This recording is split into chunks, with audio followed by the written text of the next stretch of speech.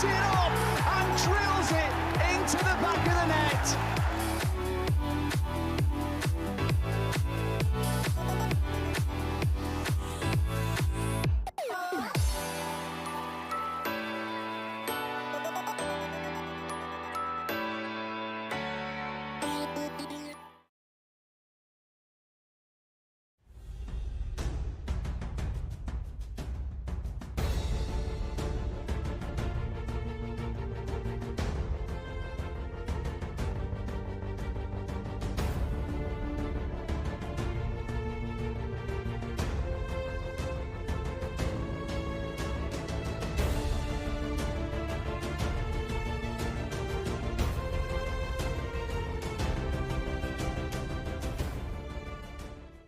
At Virtue Motors, it's all in the people. My love of Spitfires came as a small boy. Working on Spitfires is a huge responsibility, and the same applies at work. I'm a Punjabi singer. I've got a passion for singing, and I always loved cars. When I'm photographing the car, I try and picture myself as the customer, so the photos have to look really good. The care, passion and attention to detail people at Virtue Motors invest in the things they love will help you choose your next perfect car. Because at Virtue Motors, It's all in the detail.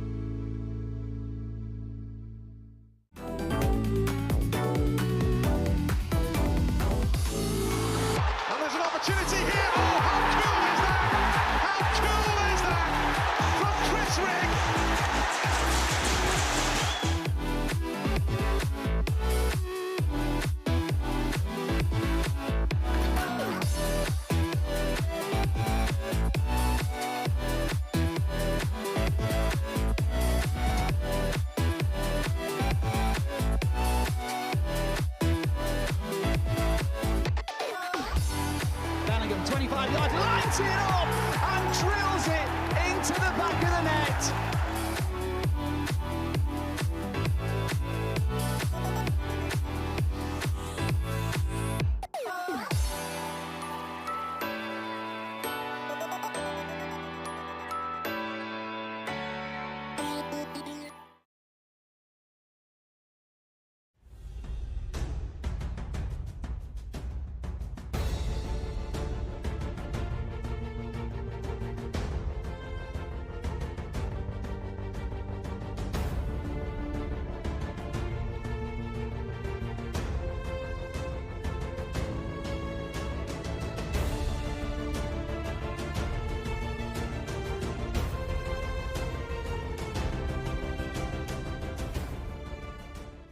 At Virtue Motors, it's all in the people. My love of Spitfires came as a small boy.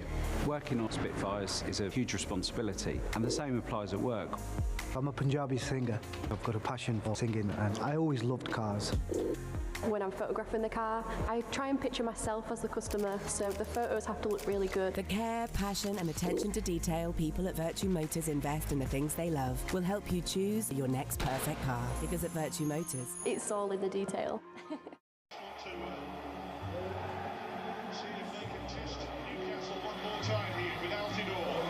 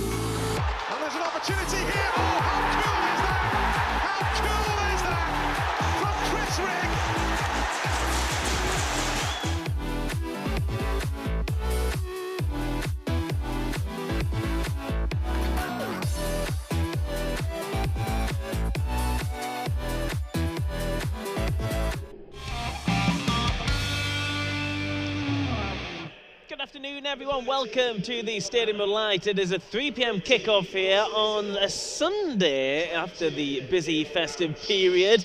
It's probably seen as the last game of the festive period, isn't it, Danny? Because it's been thick and fast. Every 2-3 days we've had a game. We've got another one this afternoon, and Sunderland would like to get back-to-back wins here, wouldn't they? Indeed, yeah, and back to normality, isn't it? As you say, back Monday, people back to work tomorrow. Kids back Christmas, to school. Yeah. Kids back to school, yeah. minor Tuesday. But yeah, no, get back to it. But yeah, it'd be great, wouldn't it?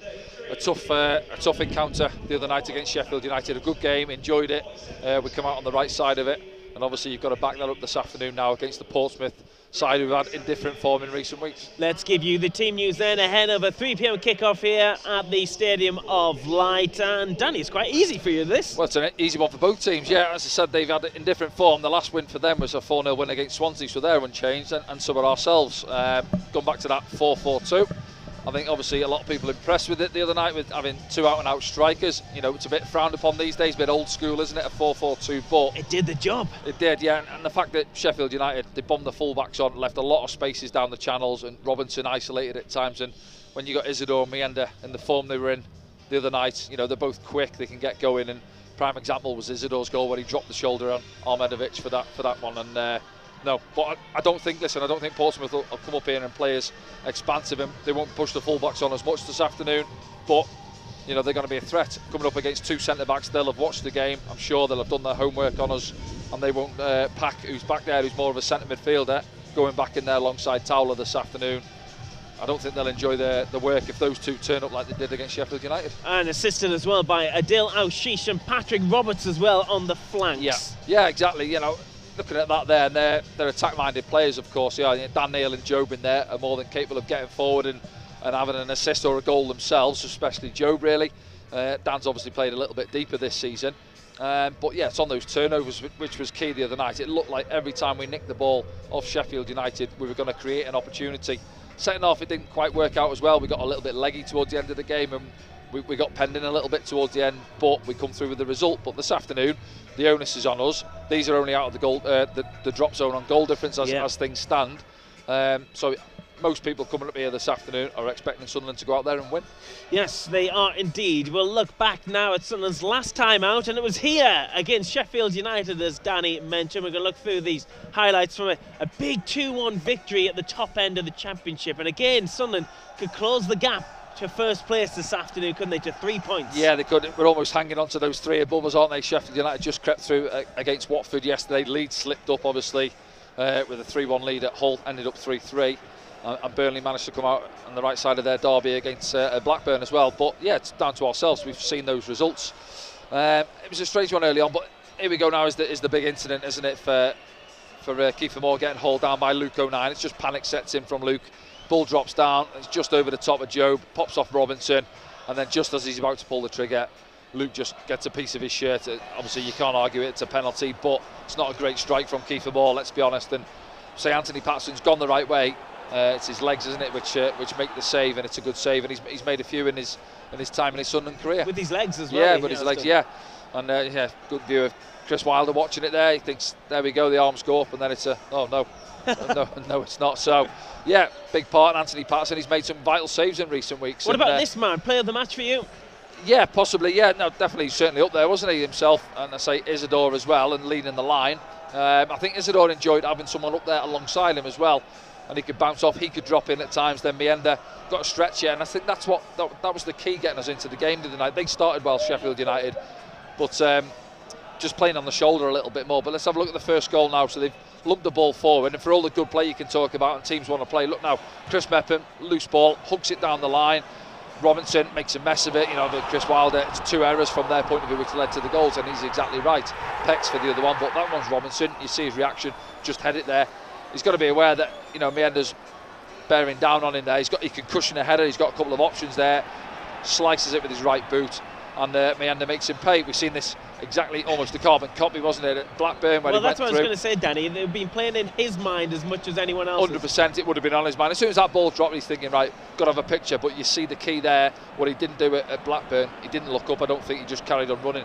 There, he's had a little look, and he just gives the keeper the eyes, really, as if he's going to bend it into that left corner, but he reverses it, bottom corner, and he's enjoyed it. And, well, that man there didn't, obviously. So. Yeah. And here's another one. It's a game about counter-attacks. And look at this now. Look, Mayenda receives it. It's their set piece. Look at their desire. Isidore, bottom of your picture. Dan Neal's getting up there. The only thing I'd say there is if he had it again, it's easy to say when you say it. Play it to, if he plays it to Isidore, it's on his right foot. Whereas he goes to O'Sheesh, naturally he's right-footed, and then it just gets stuck under his feet a little bit. And I think he's caught between, do I feed it across or do I go for the strike? And it was neither in the end. That guy looked like he was going to be the difference for Sheffield United on the night. Gus Hamer with that shot there. Yeah, he's got ability, hasn't he? Yeah, he looks to pull the trigger, but it wasn't long after he's on set pieces now. Ball in. We deal with the first one. I think Trey gets a piece on that one up against Kiefer Moore, and then it's flicked back in there far side. I think Joe just gets a little bit on that one, and we can't put a foot through it, clear it. And that man there, as you say, Hamer just drills it in there, doesn't he? Yeah. And it just comes back off the back of O'Sheesh's Achilles, I think it is there, and it pops up. And Luke, people are saying, oh, what's he doing there? Well, listen, it happens quick there, and he sees it there, and he thinks I've got to defend it. He's got a man behind him. Perhaps Mepham could have dealt with it, but even if he gives him a shout there, it happens fast. It's drilled in, and he's unfortunate, Luke, isn't he? He turns it past Anthony Patterson. You see it here now, just flicks off the back of O'Sheesh. And then similar to the one down at Portsmouth, wasn't it? Early in the season, he put one past him there. And there's the second one now. So yeah, it was an action-packed first half, wasn't it? Again, the Kiefer Moore trying to throw his weight around there. Is this a mistake as well from Peck? Yeah, see there, dwelt on it. I think if he has that back now, he goes back to his goalkeeper, but he takes too long on it. Patrick nicks it off his toe, and then Mayenda feeds it out to him. So you combine, your strikers have combined. His first touch actually gets away from me now. He has to fizz it actually, Mayenda. Look now, just through that corridor. And see that it gets away from him, and then Ahmedovich thinks I've got him in a good position now, but he stops him, and then bang, and he's sharp. Wilson. That second touch where he kind of kisses it. Yeah, look at that there now. Bang. This next one here. And even now, that's lovely that touch. Takes it across him. Ahmedovich thinks I can get there, but he's just too quick. Gets the strike away before he can, and it's a lovely finish into that far side netting, and that's the difference. So listen, changing formation. He's gone with two strikers. Both are on the score sheet. Both were excellent on the night. More of the same again this afternoon. Yeah, fantastic. But the job wasn't done just yet while we were enjoying these pictures and, of course, enjoying the game at the time. The game was brilliant, wasn't it? This one here, I think, if he has that, it's all about if he has that one again, isn't it? I think Robinson's actually shown him there onto his favoured foot, and if he takes it again, go inside and get the strikeaway edge of the box. I think it was Sheffield Wednesday early in the season. He smashed one in from sort of that position edge of the box. And then right at the start of the second half, he's unlucky there, Wilson. He's on the stretch. Actually, I think he just felt his lower back, didn't he, on that one? Jarred it a bit. Yeah, but then I think, if we're honest, Sheffield United, it was a lot of possession. They were throwing bodies forward. You can see these areas now. Look, they've got 6-7 bodies camped, and listen, they had to try and get back into the game, and they left their two centre backs isolated. And from our point of view, we had 4 or 5 good counter-attacking opportunities in the second half where we didn't make the most of it really. But yeah, no, listen, for all the ball they had, and Chris Weiler sort of said it, we didn't do enough in the final third with it. And Anthony Patterson, I think he's had one save to make late on. I think it Brooks that came on maybe on the other side who got the strike across him, which we'll see. But yeah, it was quite comfortable for all the possession they had really. Yeah. So he dragged that one wide, yeah. O'Hare didn't really get going. Brewster didn't really get going for no, the he never. No, he looked quite sharp, Brewster, with his movement and off the mark. But yeah, he didn't really get a sort of clear-cut opportunity he would have liked really. And this one here, yeah, falling for Joe, wasn't it? We worked it actually quite well down that left-hand side, link-up play again. And Danny, pop me a picture of O'Sheesh coming in, Mark, look there. And Dan he has to put that pace on it to just bend it in behind their back line really. It just gets ahead of O'Sheesh and he can't get on the end of it. And this one's giving us offside, isn't it? Yeah, and he leaves a little bit on Anthony Patterson. Ahmedovich trying to get on the end of it, just leaves the boot in. Listen, he'll say I'm entitled to it, the ball's there. But yeah, it was quite a nervy game. You could feel it, a bit of tension in the stadium, but that's where we're at this stage of the season. It makes for a good game though, as well, doesn't it? Oh, of course, yeah. Two big sides going at it at the top of the championship was always going to be exciting. Yeah. Sometimes the damn squids, aren't there? I watched the Blackburn Burnley game. I mean, that's a derby as well. It didn't really have much about it. Yeah, that's the one I was on about. It is Brooks, I think, off the bench, wasn't it? But it's a comfortable save. This one just brushes the side net from Hamer. Yeah, he's getting it again. Robinson just switching off there, experienced defender, just down tools, allows Mayenda to run in behind. But yeah, it's a difficult angle for him on that one really, and that's a good touch from Joe. Man just in behind him. This one, saying about a penalty, just keep your eye on Adji there, ripping the shirt off him. I think he's fortunate there, Adji. He's got to be careful We've seen it with Luke at the other end. That one there, I think we're fortunate to get away with it. And then right at the end of there, yeah, everyone ball comes in. I remember you at the time. Oh no, here we go. But yeah, Anthony Patterson's down there. Thinks he's going to get whacked. He doesn't, but we get over the line. So massive 3 points. But we've got to go and follow it up again this afternoon. We do. We go again 3 p.m. here on Sunday, the 5th of January 2025. You can still get your matchday streaming passes right now. Wherever you are around the world, get them in right now at safc.com. When we return, it's the return of club historian Rob Mason as well.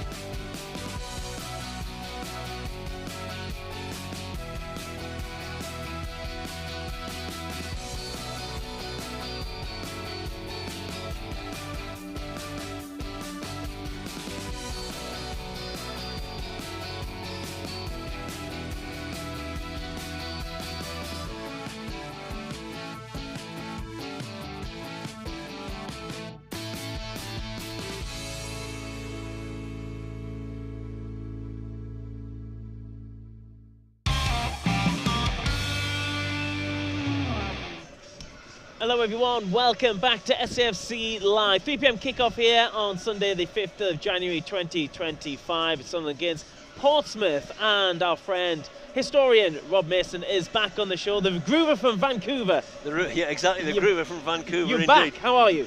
Fantastic, thank you very much, great to be back. I watched all the games while I was away. Good. On TV, so kept up to speed with what was going on. Delighted with how well we did against Sheffield United. Yep. And obviously hoping we can back it up with another 3 points this afternoon against Portsmouth. Let's give everyone the team news. If you are just joining us around the world here on SAFC Live, Sunderland are unchanged. Danny, are you surprised by that? And Rob, do you think that's a good call? Firstly, no, I'm not surprised at all. If everyone's come through unscathed, and you could weigh up obviously in the amount of games we've played really, but no, listen, nobody wants to come out of the team. Adji came in obviously for Dennis, changed at left back, was fine out there. And obviously top end of the pitch, that tweak in the shape really, and obviously Patrick coming back in his favourite position, so no, leave it as it is. Excellent performance from the lads, had to dig in second half as we mentioned, but got through it. 3 points, and they want to get back out there this afternoon. How good were those front two in particular? Well, absolutely excellent, and I'm hoping they're going to be as good this afternoon, and I'm hoping that graphic is going to be right, and we are playing with two up front again. Portsmouth's weakness this season has been their centre halves. They've got an awful lot of injuries with centre halves. Yep. A bit of a makeshift centre back pairing. Just speaking downstairs to a couple of pressmen who follow Portsmouth home and away, and talking to them about it, they think that's definitely their weakness, and all the more reason for Sunderland to really go for them. I think they'll leave a lot of space in behind, and with the pace that Isidore and Mayenda have got, I'm hoping that we can make that count this afternoon. Let's have a quick look at Portsmouth then, Rob, and maybe we can see who that is. But you said makeshift. Marlon Pack's playing back there at the moment, isn't he? Marlon Pack's playing there. Obviously, he's the captain, but I think he's probably better in midfield. Yep.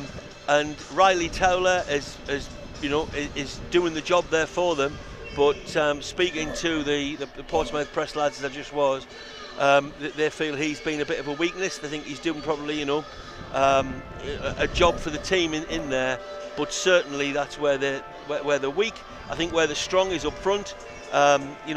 Since Colby Bishop came back from heart surgery in around about October, they've improved. He'd scored something like 45 goals for them over the last 2 seasons. Made a big difference once he came back into the side.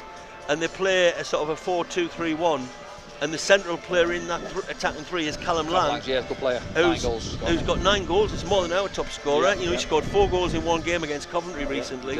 So they've got a real threat. And obviously we can see there Josh Murphy. If he's anything like his twin brother, he's going to be a bit of a speed merchant, isn't he? I think that's the key today. Obviously, there's almost losing a man in midfield because we've changed to a 4-4-2 really. If Lang's clever, you've got Potts and Dazelle in there matching up against Job and Dan Neil, and then Lang will be the one trying to play on the shoulder if they can get them on the ball. I think the game down at their place where we allowed their centre backs to have the ball and they couldn't find those little passing routes into the midfield. Struggled that afternoon for all the ball they had really, and then in the end they almost got bored of possession and kept trying to lump it long and giving it back to us. So that's the only concern really when you look at a 4-4-2. If you've got your 2-man midfield and if they're cute and clever enough, can they get it into that extra man? And Lang's a good player. Typically from you, Danny, that's a very, very good point. But it's up to us to make sure that we deny them that possession. And that we can concentrate on our attacking capabilities. We're at home. We've had this discussion lots of times where I say I'll take a point away. Well, equally, the other side of that coin is I want 3 from home games. I thought you were going to say you'll take a point at home today. No. You want 3 from home games. Right. And we did brilliantly to get 3 off Sheffield United.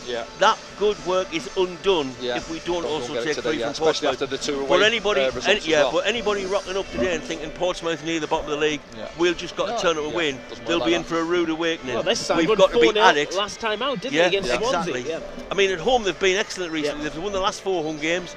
They've scored 14 goals in those last 4 home games. Away from home, they've not been so clever. And again, asking the Portsmouth people why that is, and said to them, what's the difference between you at home and away? And they said, that's the problem. There isn't any difference because we approach away games in the same way as we approach home games. We're very, very open. Now, whether they stick with that or in the light of their recent poor away performances or poor away results, whether they tighten it up and change it to say, well, we'll say they're a 5-3 when we see how they shape up as opposed to how we expect they'll shape up. And I think they've conceded 3 on 6 occasions this season, or more than 3. I think they've shipped a couple of 4s as well, so they've obviously leaked goals.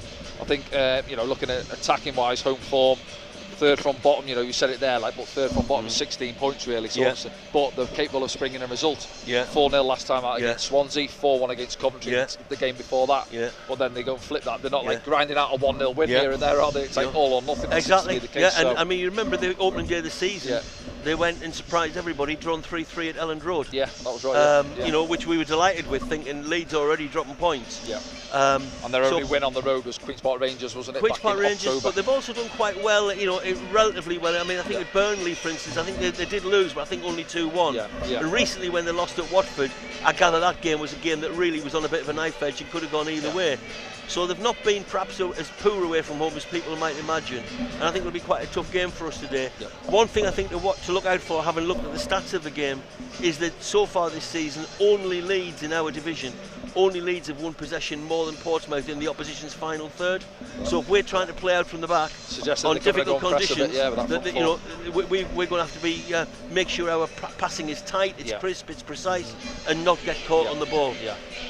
But on the flip side of that, I look at it now, we've got 2 up top as well, and how many times have we seen it the other night, and what got us back into the game was, remember those 2 early chances we got where we ran in behind him, both strikers had 1 each. I think Isidore's was probably just offside, but he forced Cooper into a save at his near post, and then Mayenda had one, I think it was Mepham that just dinked a little ball over the top, and then he had an opportunity as well.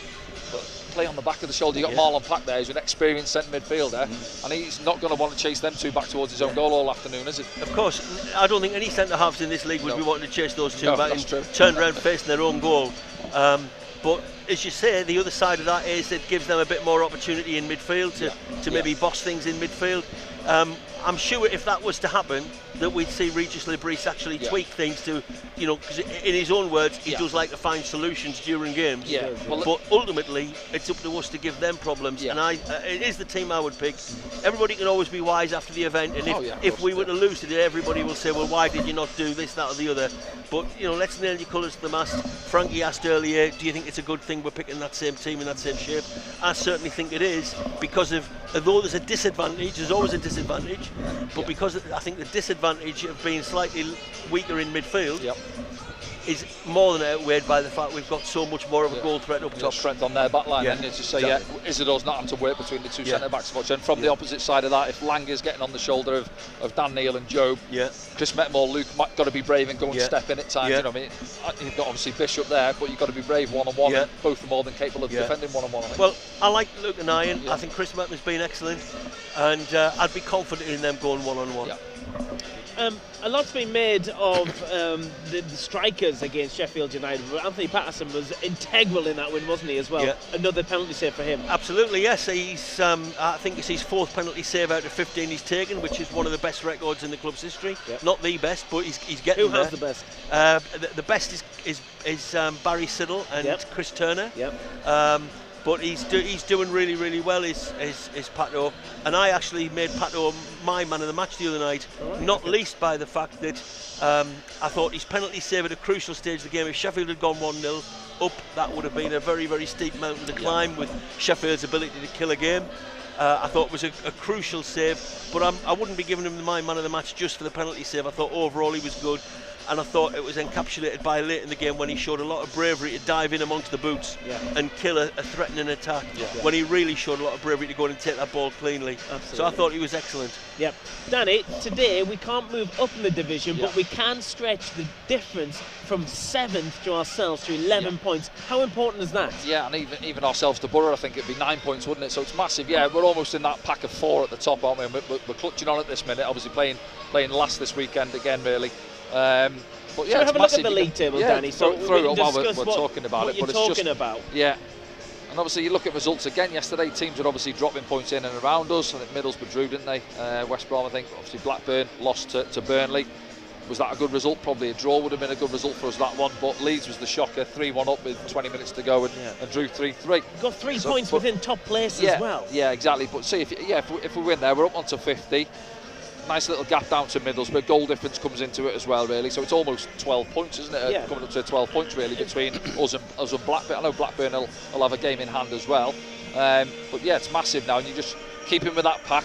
Confidence is building again, really. Back-to-back wins at home, so it's ticking a lot of boxes, isn't it, as we're deep into the second half of the season then. Yeah, Rob, 50 points at this stage of the season for a side who finished 16th last season. Yeah, well, pretty good. It would be excellent. We haven't got them yet. We need to win to get them, but yes, it would be excellent.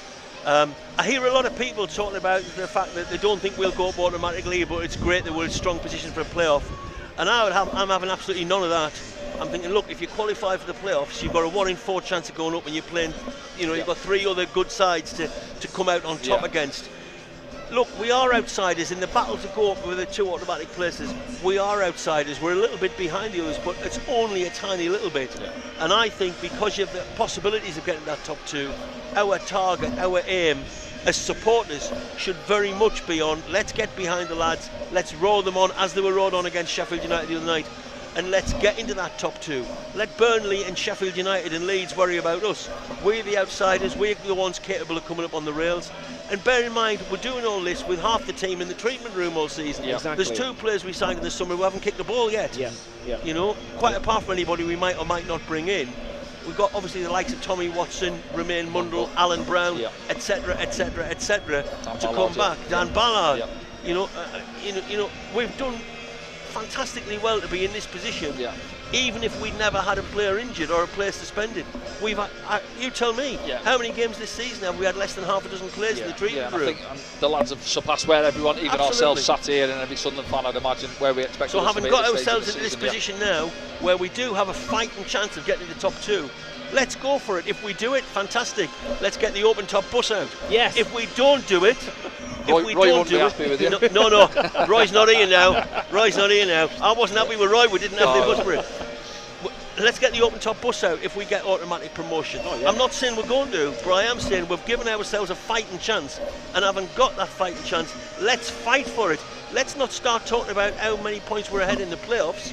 Never mind the playoffs, get your eyes on the top 2. And Danny, of course, we've played the top 2, we've played the top 3, we've played the top 7, 8. We've played everyone now, haven't we? Yeah. Who's impressed you the most as an opposition team this season? But yeah, we had this discussion a few weeks back. I would say we've never been second best in any game, really. Which was my next point. We haven't looked out of place in any occasion. Nobody's run all over us. Like, we haven't come off with 20% of the ball, especially against the teams in the top 4. Leeds for me. I know Rob thinks Middlesbrough, but I thought Leeds only for half an hour in that first half we scored, and then for some reason we sat off, and then they should have scored 2 or 3. They were excellent, moved the ball really well. And then the second half, it was the flip. They scored early, and then they sat off us, and we had all the ball, and obviously got the fortunate late equaliser. But Leeds, I would say, be the ones I would expect. Burnley can churn a result out, can't they? We should have put 2 or 3 past Burnley. Burnley haven't lost since before Bonfire Night. No. They're on a great run. Not necessarily winning. 6 or 7 goals or something. Hardly concede a goal. They've got really tight defence, as you know, Danny. That's a prerequisite for a team whose serious ambitions have gone up. I was impressed with Leeds, and although a lot of people think we were lucky to get a draw with Leeds because of the goalkeeping calamity in the last minute, I always like to remind people, but one of Leeds' goals was offside. You know, no, I thought they were impressive. They were impressive. They were good. I do think when we go to Elland Road, it's going to be our toughest game of the season. But there again, and I know our next league game after today is away to Burnley on a Friday night. I know there's a Stoke Cup game in between. That's going to be another massive challenge. But we went to Sheffield United, and although we lost at Sheffield, I think that was one of our best performances of the season. On that occasion, unlike the other night, when Sheffield missed the penalty, it was our turn to miss the penalty. They got a lucky break later on, which the lad, credit to him, he tucked it away at 7 minutes from time. But over that game, we played excellently at Sheffield. We played excellently at Bramall Lane. I don't think we need to go to Elland Road or Turf Moor or anywhere else and go in there thinking we need to back up against the wall and be grateful for a point here. I think we can go on and take them on. And yes, I do always like a point away from home. That doesn't mean to say I want to set out aiming for a point. I want to set out aiming for a win. But if a point is all you get, just come back with that point. Rob, there's been a sad passing of a former Sunderland player today. Literally, just as we were talking there about aiming for the top 2, cross your mind, literally a minute or 2 before I came on air with yourself, Frankie, I was told sadly that Brian Usher had passed away.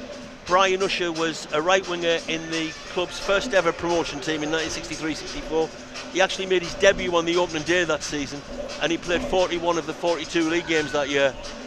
Brian was a lovely, lovely man, and he told me quite recently, I say quite recently, that's 3 or 4 years, he told me that although he played all these games for Sunderland on the right wing, he actually was a left winger and didn't start to play as a left winger until much later in his career. He just happened to get a chance in the team on the right wing, took it.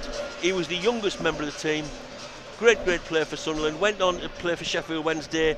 You know, when Sheffield Wednesday were in the cup final in 1966, though Brian didn't actually play in that cup final. But a tremendous player, tremendous lad, integral part of the 63-64 promotion team. Very sadly, another one of the 63-64 team that we've lost. And obviously we just had the minute silence the other day for everybody who passed away. And Brian will not be remembered in terms of a minute's silence or a minute's applause until next year. But let's remember him today.